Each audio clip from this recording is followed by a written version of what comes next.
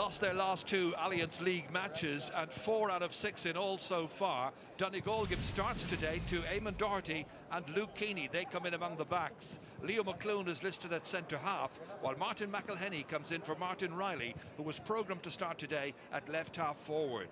A panel of 31 different players have so far seen some league action for Dublin. The latest to get game time is Philly McMahon. He comes in at full back this afternoon.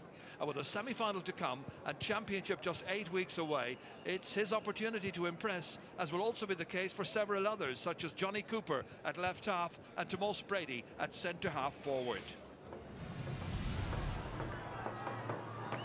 Referee Pádraig Hughes from Armagh gets this match underway. It's Dublin who play from left to right in the first half, and straight away some pressure being exerted by Donegal and Rory Kavanagh. Offloading it here as far as Paddy McBrearty into Weirty. And Ross Weirty tries to wriggle free and get some space, perhaps for Mark McHugh to put it over the bar, and he's done so after 22 seconds. What a bright start that is by Donegal. Well, I don't think Dublin players managed to get his hands on the ball quite yet. Straight away, it was Donegal that took command of the situation, and that's a very bright opening. Ger Brennan. And Dublin would feel they've been left off the hook, otherwise they could be 3-4 points behind already. There's holding there. And Eamon Doherty pleading that the holding was being done by Paul Mannion. Doherty from the St. Eunan's Club in Letterkenny. And this free kick for Dublin is going to be taken by Paul Mannion. Well, he's about 30 metres from the goalposts. Making a better angle, curling it in very well indeed. And that one's gone over the bar. So a point apiece, and Paul Mannion is Dublin's first scorer. 7.5 minutes into the contest. Well, the big crowd here in McCool Park in Ballybofey are looking for some fireworks from this match this afternoon, featuring the All-Ireland champions and one of the most informed Gaelic football teams in the country. And it's Donegal who set up again. Where it is pass, beautifully in here as far as McBrearty, hand passed inside beautifully, and that's in the back of the net. Colin McFadden, the goal scorer. His first goal in this year's Alliance League, and the goal has come in the 10th minute.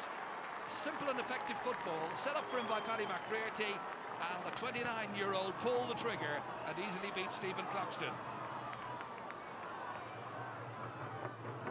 Paul Flynn, Tomas Brady. Next it's Cian O'Sullivan as far as Michael Dara-McCauley. Paddy Andrews taking his man, who is Eamon McGee, out of position. Now what can Dublin do with this attack? Very tight angle to aim at. Don't know how he got that one over the bar. That's an amazing point by Paddy Andrews, his first of the day. 18 points in all now in this year's Alliance League. There he was right on the end line, virtually, very little to aim at, but he somehow got it between the posts. Now Ryan Bradley, and from Buncrana, down all the way and held on to by Paddy McBrearty. McBrearty fists it over the bar. Clever play by McBrearty. Just stole a march there on Kevin O'Brien. Did really well. Realised the position he was in, couldn't kick it, fisted it instead. So it's now 1-2 to 3 points. Out here as far as Kavanagh, holding off Michael Dara-McCauley. And the referee again says too many steps taken. It's like the mantra for the day, thou shalt not carry too far. Observe the 4-step rule. Here's Philly McMahon. Both sides being allowed to carry it forward to a certain extent, and now Cian O'Sullivan chips this one over the bar. Finally Dublin get back among the scores again. They've got a long time, and now that eats into the lead. 4 between them. Paul Flynn. Beautifully controlled pass as far as Kevin McMenamin. Looking to hand pass it off inside. Once again it is Paddy Andrews. He's got one beauty already, and now he's got another one. This is a player who was only on the periphery of the Dublin panel in recent years, and what a much more assured, more commanding player he's become, and a ready scorer as well. 2 today, 19 in all. Durkin's kick into the centre. He's looking for Ryan Bradley. Again, it's broken away from him, and Dublin win it once more. Jack McCaffrey. Michael Macaulay thought about passing, does eventually. And Paddy Andrews once again is up there, and he's enjoying a very, very fine spell of scoring. 3 out of the last 4 points for Dublin have come from the St. Bridget's player, who's showing great self-assurance.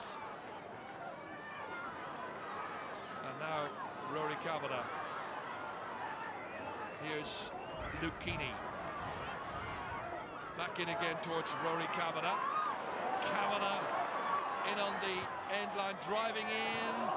It works across towards Ryan Bradley, and Ryan Bradley puts it over the bar. Well, it was a mistake. I think it was Michael Macaulay. Yeah, Michael Macaulay was coming to try and collect and to cut it out, but failed to do so. And it is 1-6 to 6 points. Half time has come here at Ballybofey.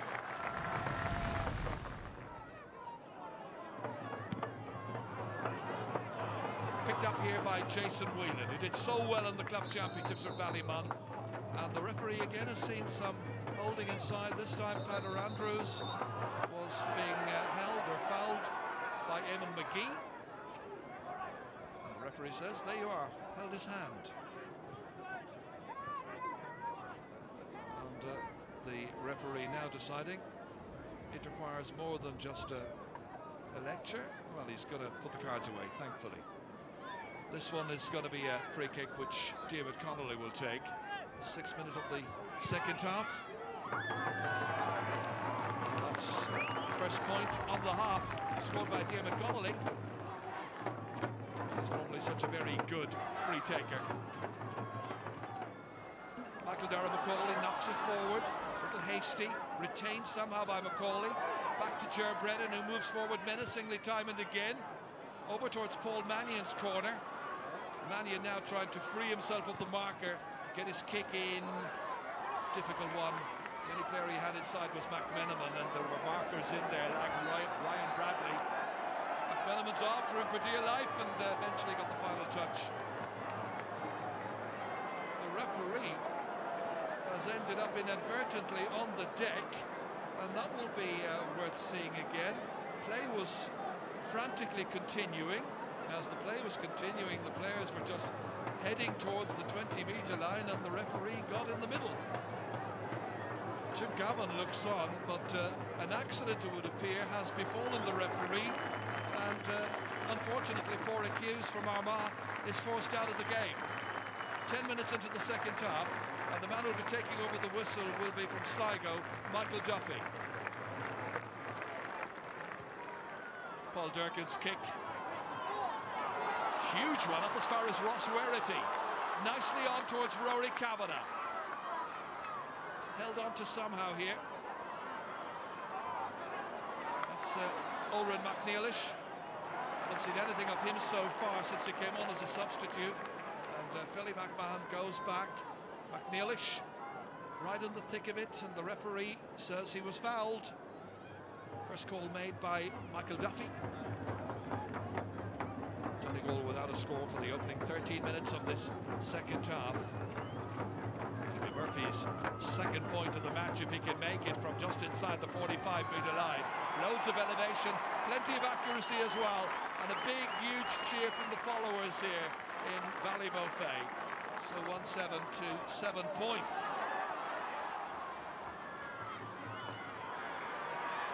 Kevin McMenamin is dragged down. Free kick is awarded, and they are thinking, well, McMenamin was signalling there after he was fouled by Frank McLean. He wanted the goalkeeper to come up and take it, but I think the management has said, no, let's leave it to Paul Mannion. Donegal's lead is now down to 1. Mannion's got a 5th, and Donegal have a fight on their hands to hold off this Dublin charge. 4 minutes to go in Ballybofey. Ryan Bradley and Donegal trying to hold on for what would only be their 3rd victory in this year's Alliance League. Rory Kavanagh trying to work his way in. Instead, he's got a free kick this time. Michael Murphy then to try and extend Donegal's lead. 2 points so far, both of them from frees. A total of 1-9 for his team. from 40 metres out, sends it up, listen to the cheer as he puts it over, and that might be enough to see Donegal safely home. They're ahead 110 to 11 points, 13 points to 11. Only a last-minute goal now, and this match is going to save Dublin.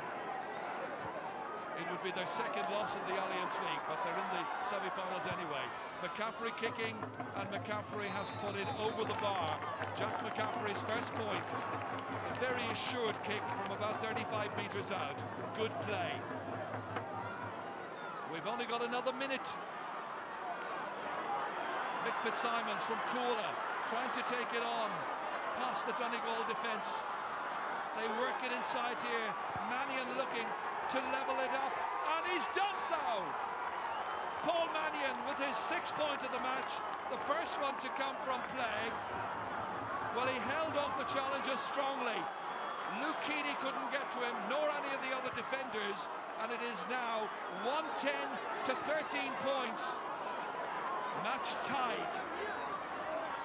And the referee blows the final whistle, and that last score there by Paul Mannion for Dublin, deep in stoppage time, has denied Jim McGuinness a victory. It finishes at McCool Park in Ballybofey. Donegal 110, Dublin 13 points. Jim, a fair result to draw? I think so, yeah, and it's probably easy to see why Donegal are Ireland champions. You know, they bring great structure to the game and great intensity. Their tackling is phenomenal, and they got some fantastic forwards. But yeah, to come up here to Ballybofey and to come away with a point is pleasing. Our main aim, I suppose, all year is the 26th of May, and that hasn't changed, and gives us 7 weeks of a running now to it, you know. And relegation's not the end of the world for us either, you know. We try to ease our own lads off at the start of the year and try and build towards the summer with a view to try and being at our best. So hopefully, you know, next year it might be a wee bit easier on us in Division 2. Well, I know everybody around this part of the world is looking forward to 2 months' time and Donegal's championship meeting with Tyrone here in Ballybofey, but certainly enough today to keep everybody at the edge of their seats. Martin McHugh watched this match with me here today in McCool Park. Martin, it was a funny kind of a game for Donegal because they led that match practically all the way through, and then in the end, unfortunately for them, are relegated. Yeah, they're relegated. I suppose there's a stat out there, Michael, that the last 5 years, the 2 teams that's been relegated from Division 1 haven't got past the quarter-final of the championship. So from that point of view, it's disappointing for Donegal, yeah. Jim McGuinness has never been actually beaten in Ballybofey. Now it's a draw today, but this is probably his most disappointing game here. Listen, they didn't score enough in the end up in the second half, particularly when they're playing with the breeze at their back, and they'll be disappointed Donegal. It looked as if they were going to hold out in the end up, but just a couple of mistakes, and maybe the Donegal people might say the changing of the referee made a big difference to the game. All right, we'll talk about that in just a moment, Martin. First of all, you know, league gives managers an opportunity to blood new players. Jim McGuinness brought in a couple of lads here today as a bit of a surprise before the match. You know, they weren't expected to play. Yeah, they were just taken into the panel this week and trained with the team this week, and just think, you know, I think from Luke Keaney's coming in from the under-21s and Eamon Doherty came in from the county champion St. Eunice. Both of them did really well today, so that's a plus for Donegal. But it just proves a point that maybe we don't have the same strength and depth that the Dublins have, even the Kerrys have, or the Tyrones have, or them teams Kildare have. So I just think that's maybe the whole thing's come out of the league from Donegal's. If we pick up an injury at all, you know, we struggled even without Carl Lacey. We struggled today without Paddy McGrath, Neil McGee in defence as well, with Neil Gallagher missing the middle of the field. We just can't afford to pick up injuries because we don't have that same squad of players as other counties have, Michael. Plenty of things to talk about during the course of this match. Maybe the biggest talking point, given the result in the end, was that penalty that wasn't given for Donegal. What was your thoughts on that? I thought that Rory Cavanagh's gone through, and I think that you can't make the tackle from behind, and his arm was caught from behind. And it's just interesting here, I think it was Donal O'Hare was going through in the down game here early on in the league, and he didn't get a penalty either. So just interesting, maybe different referees look at it differently, but I thought it was a penalty from where it was. Maybe the referee was a bit away from it and all that. They got a 45 out of it and didn't get it, and they end up maybe Donegal, maybe again trying what a lot of counties are trying to do, defend the lead, and you can't defend the lead in Gaelic football, and they got caught in the end up. Martin, Donegal are the All-Ireland champions. That's the most important thing. This is a disappointing result, but what will it tell us now going forward for Donegal this year? Yeah, well, I think that I always think it's no harm if Kerry or Dublin, them teams are relegated, but from Donegal's point, what I mean by that is they're always able to come back a football county. From Donegal's point of view, I think it's disappointing. you know, we'll see what can happen. You can end up going down 2 divisions, end up in Division 3 and have to work your way back from that division. So just think that's a disappointing point of view. But Jim McGuinness has always been talking about the big day was the 26th of May, and that's the game he's looking forward to. Maybe it doesn't take the pressure off Donegal. Tyrone will be going on to the game as favourites. They'll need to play better than they did today, Donegal. They need to get players back. But I think it's a good match for them. Dublin will be happy because they used a lot of fringe players today, Michael, and they came out on top against the All-Ireland champions. All right, Martin, thank you very much indeed for that. And we will, of course, be hearing from Martin McHugh a little bit later on in the programme. Right now, though, we're headed for a commercial break. Do please stay with us, because after that, we'll be heading to Omagh and to Cork.